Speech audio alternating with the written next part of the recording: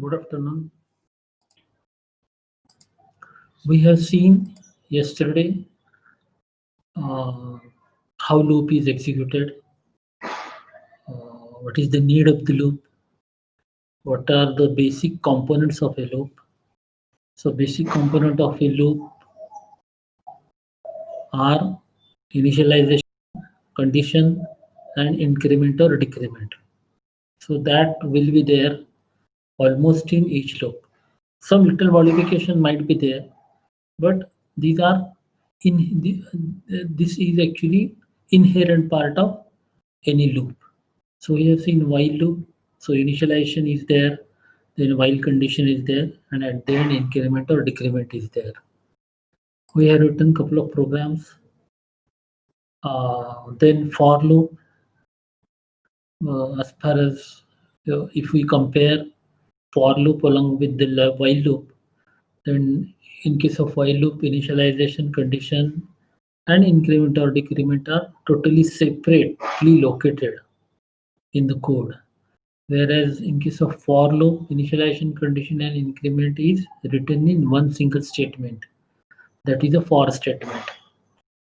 And after that, body of the loop is executed. How it is executed, I have exhibited you yesterday. So first initialization is done, then condition is tested, then control goes inside the loop. Then when body of the loop is executed, control goes to increment or decrement part. After that, control goes to again condition part. If the condition is true, again control goes inside the loop. So likewise, the loop will be executed till the condition becomes false, right? So that many times the body of the loop will be executed.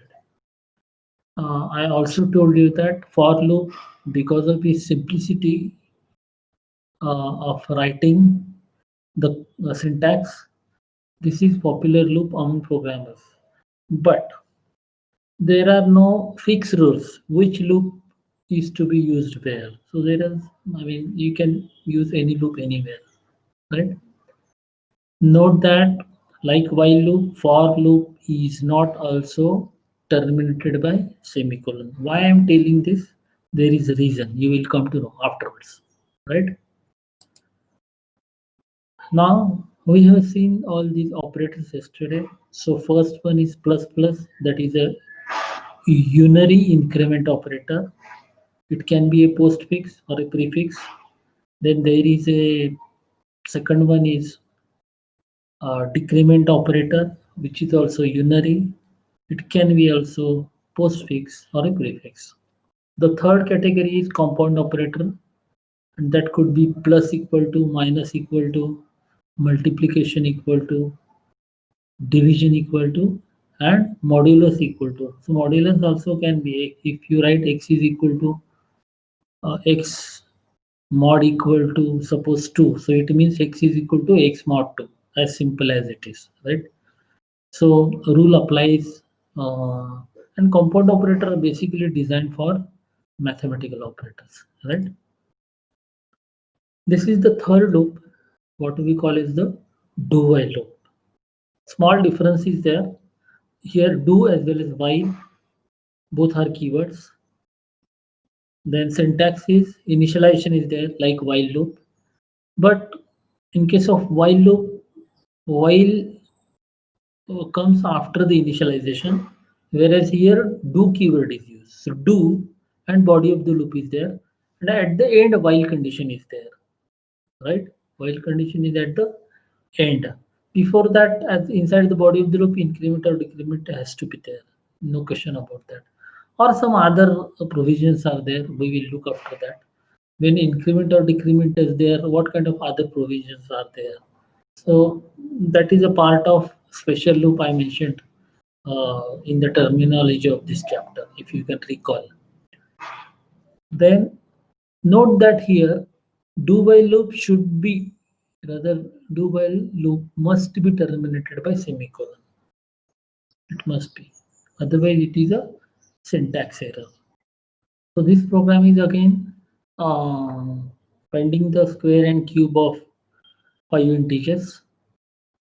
So the difference is that here 2 comes, right? And y comes here. Y I less than or equal to y. And this has to be terminated by semicolon.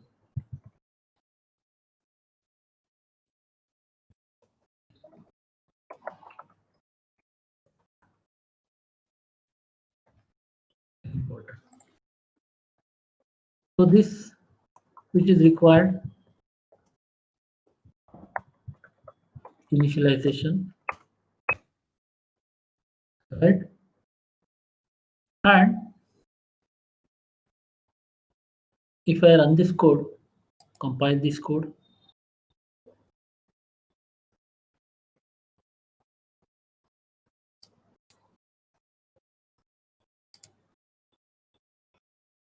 there are no errors or warning.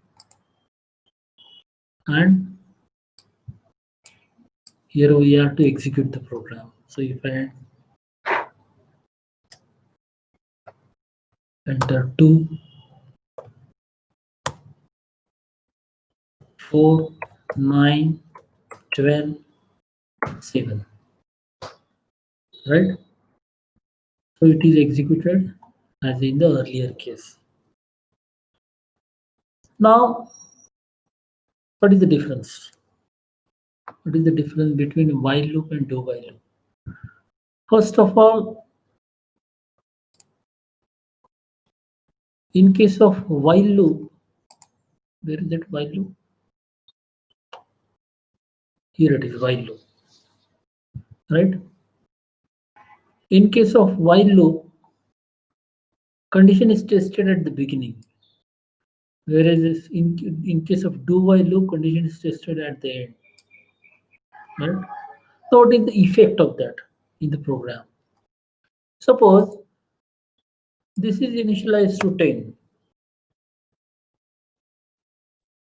This is initialized to 10.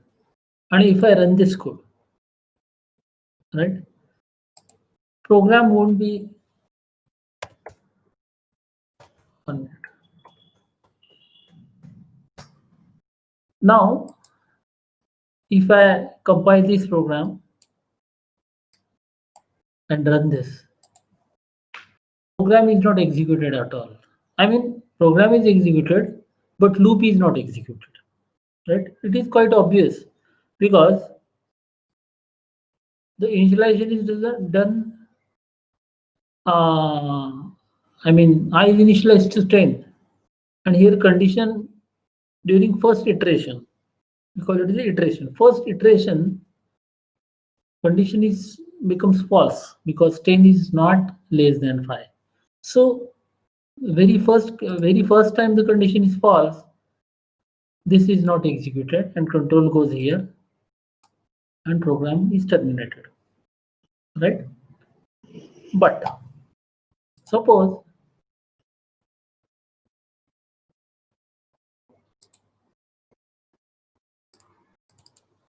if I try to initialize this value to 10, okay? So likewise, we are comparing do while loop along with while loop.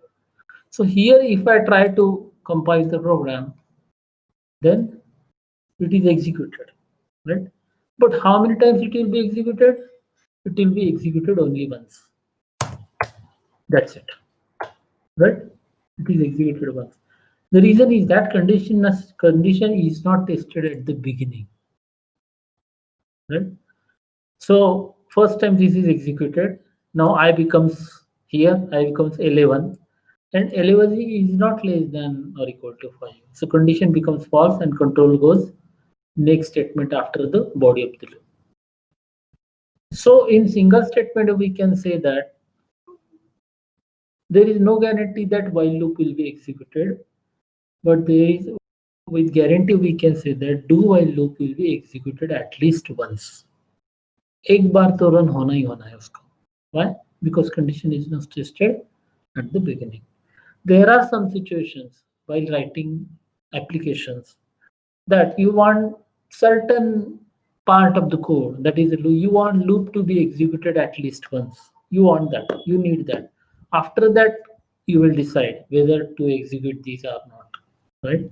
But once you have to, you are expected to run. So it is like, um, right? So this is basically difference between while and do while loop. They ask you in the examination, they ask you during the viva if viva is there. Okay, that is oral examination. They ask you what is the difference between while loop and do while loop. Basically, you should start saying in case of while loop condition is tested before control enters inside the loop, and in case of do while loop, control enters inside the loop and condition is tested at the end of the loop. That is the difference number one. And significant difference is that while loop may be executed or may not be executed at all, whereas do while loop is executed at least once. One time it is guaranteed to be executed. No, second, third, fourth, it depends upon that condition, right?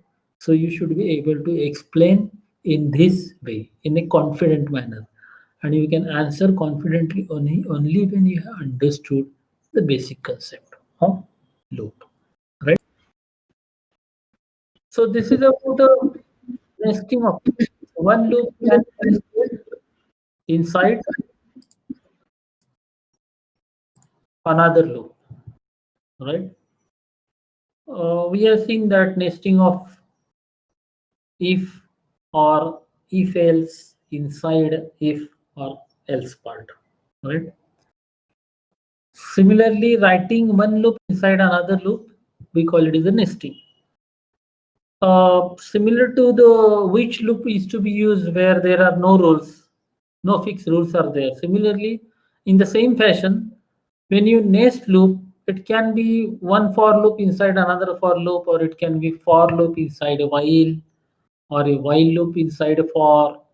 Anything, any combination is possible. It is valid. There is no fixed rule for nesting which loop to be written inside another loop. Okay?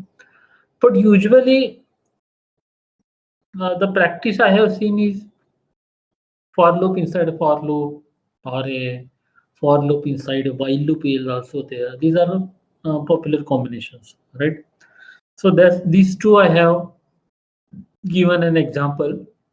One for loop inside another for loop, and one for loop inside while loop, right? Okay.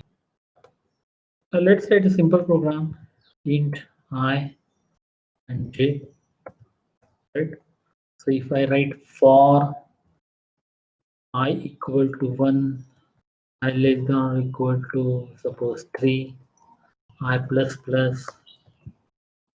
Again, I am writing for j is equal to 1, j less than or equal to 2, j plus plus, right?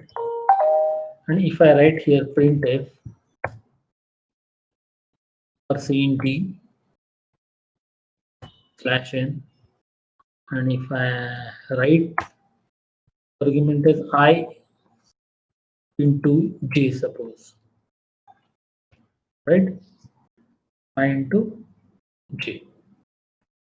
Now, how the loop will be executed, and when do we need this?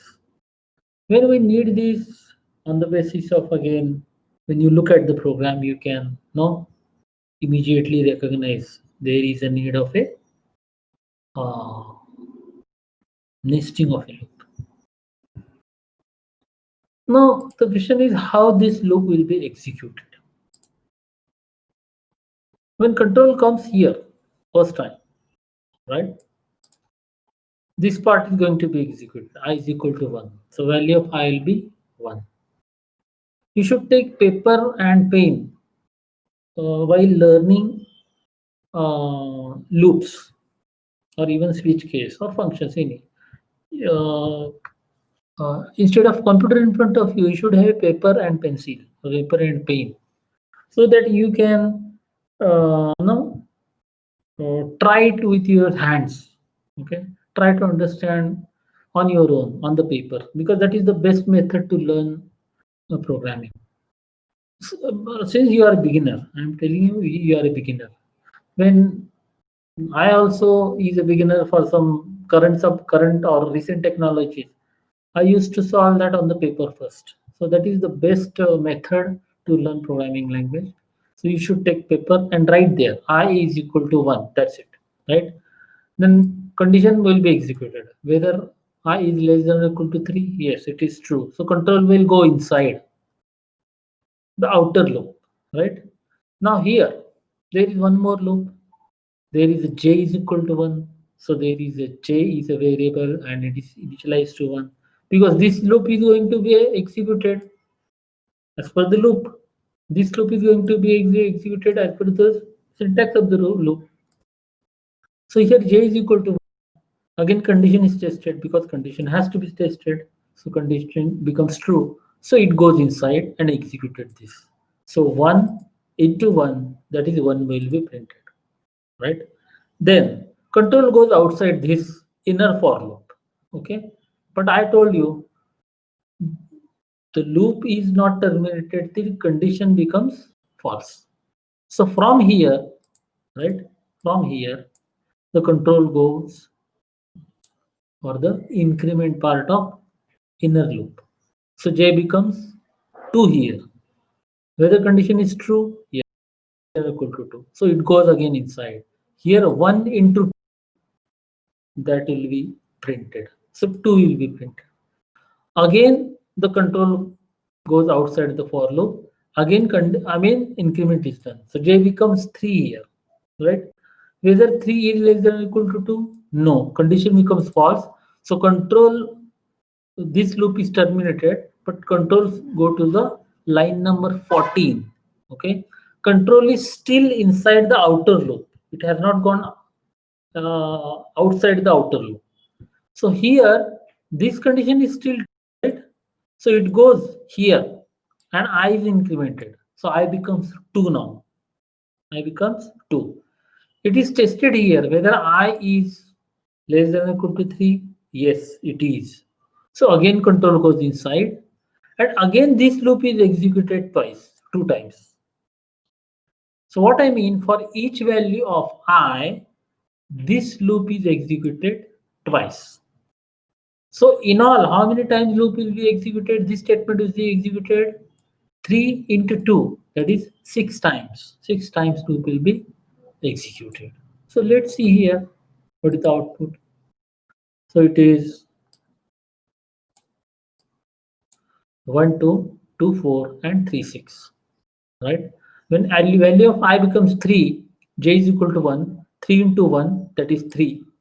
Then value of j becomes 2, right? Condition is true. 3 into 2, that is 6 is printed, right? J becomes here 3. Condition is false. It goes here. Value of I becomes now 4. Condition is false and control goes outside the for. So this is how the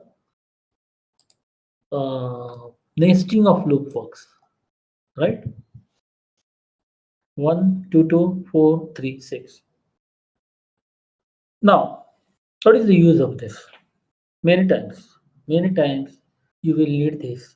I'm going to give some assignments to you, right, on this, so that you become master on this. There is a special statement in C language. Two statements are there. One is a break, right? Break statement. Break is a keyword in C, right? Whenever break statement is encountered during the flow of the program, basically it is when we write inside the loop. The break statement will take control outside the loop in which it is written. right? So when break is written inside the loop, control will be taken outside the for loop. I'm telling you outside the for loop. So remaining iterations will not take place, right? So break whenever break statement is written, break statement is associated with if condition. So if particular condition is satisfied, take the control outside the loop. Many times we need this statement, break statement. So suppose in the same loop, suppose I write 10 and suppose I write here 5. If I run this code, so something something 1 2 3 4 5 2 4 6 8 3 6. This is how the loop is executed, right? Because we know that loop will be executed 10 into 5 times, right? Now suppose I write here if I equals 4,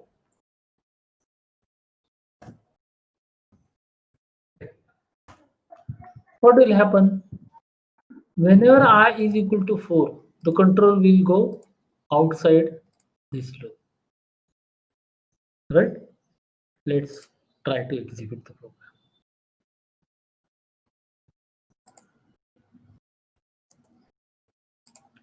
We will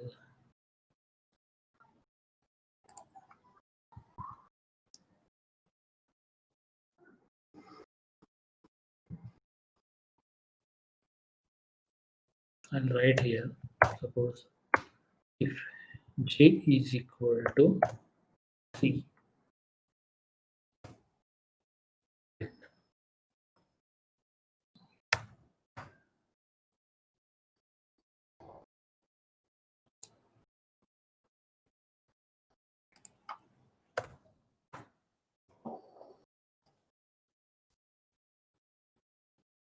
see how this loop is executed, right?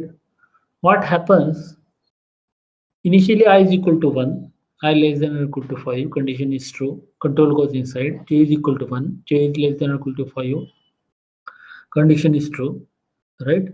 If j is equal to 3, now as of now, first iteration j is equal to 1. So it will print I into j, that is 1 into 1. So 1 is printed, right? Then j becomes 2. 2 is less than or equal to 5. J is not 3. So I into j, that is I is 1, 1 into 2, 2 is printed, right? Then j becomes 3, right? J becomes 3. Here, if j is equal to 3, break. So this loop is not executed, okay, afterwards. The control is taken outside the inner for loop and value of I will become 2, right? 2 is less than or equal to 5. So I think you are watching the screen carefully. So 2 is equal I 2, 2 is less than or equal to 5. Again j is equal to 1, right? So since we have written condition as j is equal to 3 break, that means I is equal to 5 and j is equal to effectively it is 2. So loop will be, I mean printf statement will be executed effectively 10 times, right? Effectively, because this is 5 and whenever j is equal to 3, it is going to, right? So for values j is equal to 3, j is equal to 4 and j is equal to 5. These 3 times loop is not going to be, I mean omitted, ignored totally, right? So this is how the break statement is executed. Hmm? I will tell you one more example. This I want to send you the code. I should not make changes here, right? Another program.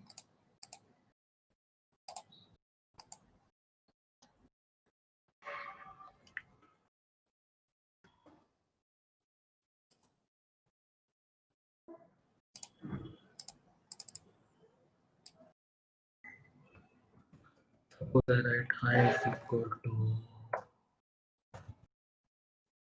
I for I equal to 1, I less than or equal to suppose 5, I plus plus, still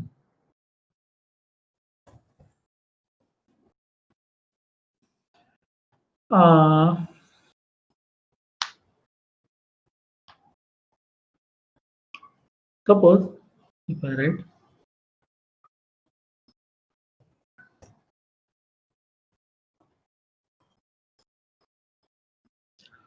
so what happens here, basically this loop has been written for taking 10 integers and print the square, right? But I have written the break statement here and have written that I is equal to, if I is equal to 4, break.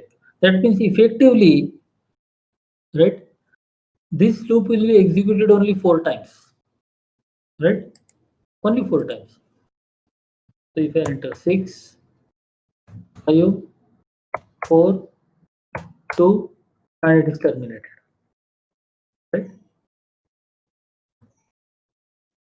See here, 5, 6, 3, 4. Here value of I becomes 4, so it is terminated. So what does I mean? Loop was to be executed 10 times, but since I have put the break statement here, it takes the control outside the loop, right? Immediately. So that is the use of the break statement. Question is where it is useful. I will say everywhere. During the program, everywhere you are going to use the break statement. It is must. The best example I will give you is how do you, there is a one more statement called continuous statement. Okay, we cannot say it is not basically some students say it is a opposite part of break. It is not opposite part of break, it is a completely different statement. Okay, it works in a different fashion, right? What is continue is it is again a keyword in C language, right?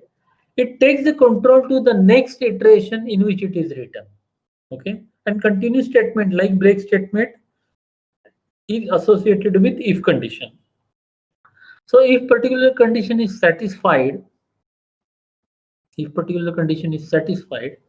then remaining part of the loop will not be executed, but control will be taken for the next increment part, right?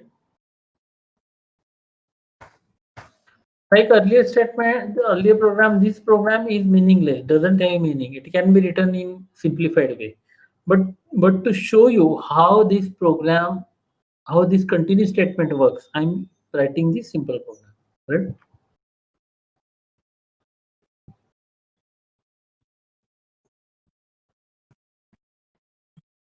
Now what will happen here? The loop is executed 30 times, right? But when I run this code, it will print the multiplication table of 3, right? What I have written, I is equal to 1, I less than or equal to 30, right?